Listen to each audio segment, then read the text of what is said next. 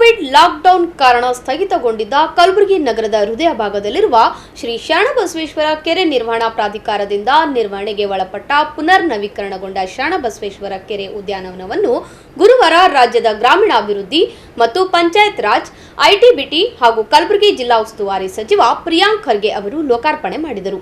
ಈ ಸಂದರ್ಭದಲ್ಲಿ ವೇದಿಕೆ ಕಾರ್ಯಕ್ರಮ ಉದ್ಘಾಟಿಸಿ ಮಾತನಾಡಿದ ಸಚಿವ ಪ್ರಿಯಾಂಕ್ ಖರ್ಗೆ ಅವರು ನಗರದಲ್ಲಿನ ಉದ್ಯಾನವನ ಜೊತೆಗೆ ಕೆರೆ ಬೋಸ್ಗಾ, ಖಾಜಾ ಕೋಟ್ನೂರ್ ಕೆರೆ ಸಂರಕ್ಷಿಸಿ ಅಭಿವೃದ್ಧಿಪಡಿಸಲಾಗುವುದು.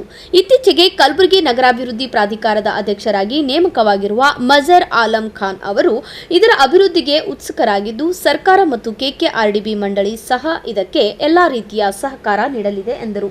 ಅಪ್ಪನ ಕೆರೆ ಉದ್ಯಾನವನ ಇಂದಿಲ್ಲಿ ಸಾರ್ವಜನಿಕರಿಗೆ ಮುಕ್ತವಾಗಿಸಿದೆ. ಇದಕ್ಕೆ ಶ್ರಮಿಸಿದ ಆರ್.ಸಿ. ಕೃಷ್ಣ ಬಾಜಪೇಯಿ ಅವರಿಗೆ ವೈಯಕ್ತಿಕ ಅಭಿನಂದನೆ ಸಲ್ಲಿಸುವೆ. ಇನ್ನು ಇಲ್ಲಿಗೆ ಬರುವ ವಿವಿಧ ಜಾತಿಯ 61 ಪಕ್ಷಿಗಳ ಕುರಿತು ಶಂಕರಪ್ಪ ಹತ್ತಿ ಅವರು ಪುಸ್ತಕ ಬರೆದು ದಾಖಲೀಕರಣ ಮಾಡಿರುವುದು ಒಳ್ಳೆಯ ಬೆಳವಣಿಗೆಯಾಗಿದೆ.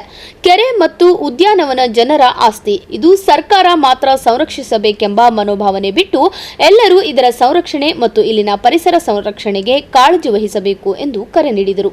ನಾನು ಕೃಷ್ಣ ಬಾಜಪೇಯಿ ಅವರಿಗೆ ವೈಯಕ್ತಿಕವಾಗಿ ಹಾಗೂ ತಮ್ಮೆಲ್ಲರ ಪರವಾಗಿ ನಾನು ಅಭಿನಂದನೆಯನ್ನು ಸಲ್ಲಿಸಲಿಕ್ಕೆ ನಾನು ಬಯಸ್ತಾ ಇದ್ದೇನೆ.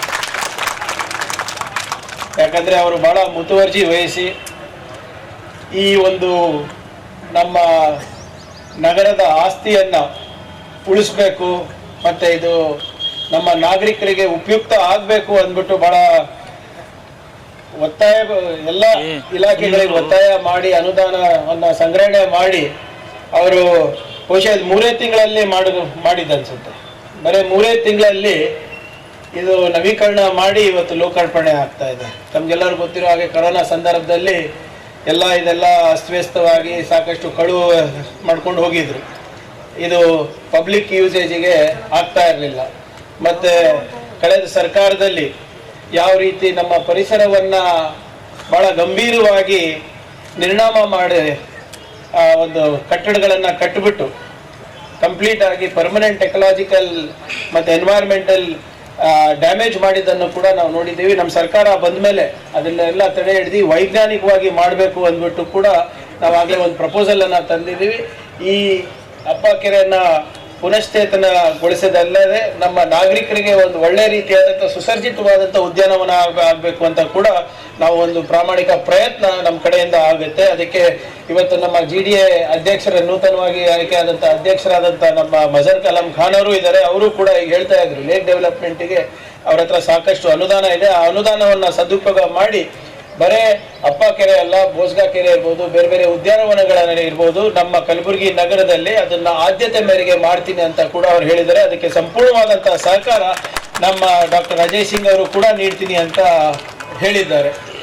ಇದಕ್ಕೂ ಮುನ್ನ ಸಚಿವರು ಮತ್ತು ಗಣ್ಯರು ಉದ್ಯಾನವನ ಆವರಣದಲ್ಲಿನ Nandini milk parlour, entertainment zone, ಮಕ್ಕಳ ಆಟಿಕೆ ವಲಯ ಉದ್ಘಾಟಿಸಿದರು. ಮಕ್ಕಳ ಕ್ರಿಕೆಟ್ ಅಂಗಳದಲ್ಲಿ ಸಚಿವ ದಿನೇಶ್ ಗುಂಡೂರಾವ್ ಬ್ಯಾಟ್ ಬೀಸಿದರೆ, ಪ್ರಿಯಾಂಕ್ ಖರ್ಗೆ, ಡಾಕ್ಟರ್ ಅಜಯ್ ಸಿಂಗ್ ಅವರು ಬಾಲ್ ಹಾಕಿ ಗಮನ ಸೆಳೆದರು.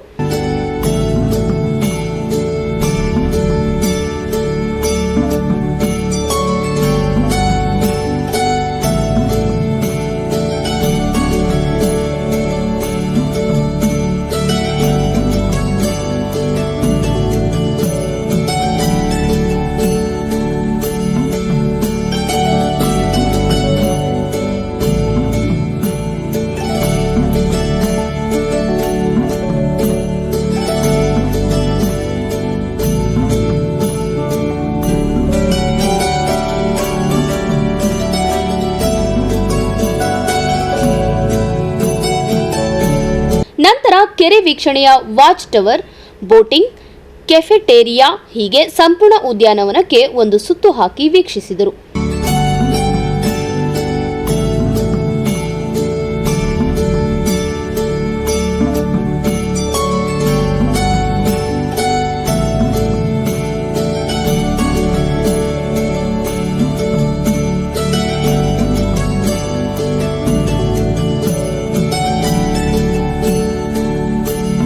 ಸಚಿವ ದಿನೇಶ್ ಗುಂಡೂರಾವ್, ಕೆಕೆಆರ್ಡಿಬಿ ಅಧ್ಯಕ್ಷ ಅಜಯ್ ಸಿಂಗ್, ಕಲಬುರಗಿ ದಕ್ಷಿಣ ಶಾಸಕ ಅಲ್ಲಂಪ್ರಭು ಪಾಟೀಲ್, ಆರ್.ಕೆ. ಪಾಟೀಲ್ ಸೇರಿದಂತೆ ಅನೇಕರು ಉಪಸ್ಥಿತರಿದ್ದರು.